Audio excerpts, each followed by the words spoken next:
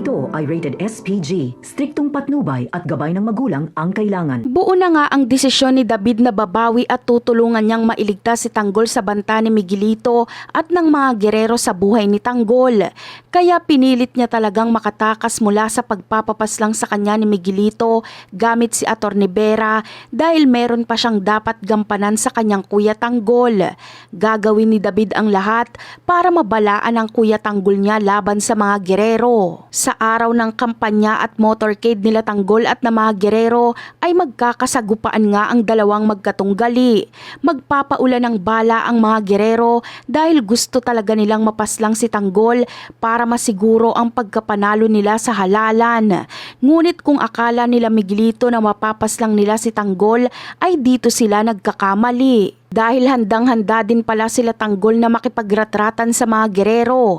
Nakaabang lang ang mga tauhan ng mga Montenegro sa gilid-gilid at ang iba ay nakahalo lang sa mga tao. At ang mga kaibigan naman ni Tanggol ay nasa magandang pwesto na din para tambangan ng mga gerero kung sakaling magaganap na ang malaking gulo. Bagamat liyamado sila Tanggol ay makakalusot pa rin si Miguelito.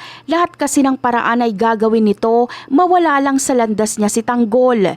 Kaya naman, sa gitna ng kaguluhan ay maghahabulan nga itong si Tanggol at Miguelito. Dito ay matatamaan na sana ni Miguelito si Tanggol ng bala, ngunit isasakripisyo ni David ang sarili niya para lang iligtas ang kanyang kuya Tanggol. Sa madaling salita ay si David ang masasawi sa tagpong ito. Masisilaya naman ni Rigor ang lahat dahil hinabol niya din si Miguelito at Tanggol. Hindi nga aakalain ni Rigor na kakampi pala si David kay Tanggol.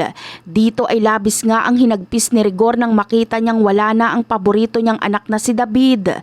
Ngunit bago pa mawala ng hininga si David ay hihilingin niya kay Rigor na tulungan at patawarin na nito si Tanggol.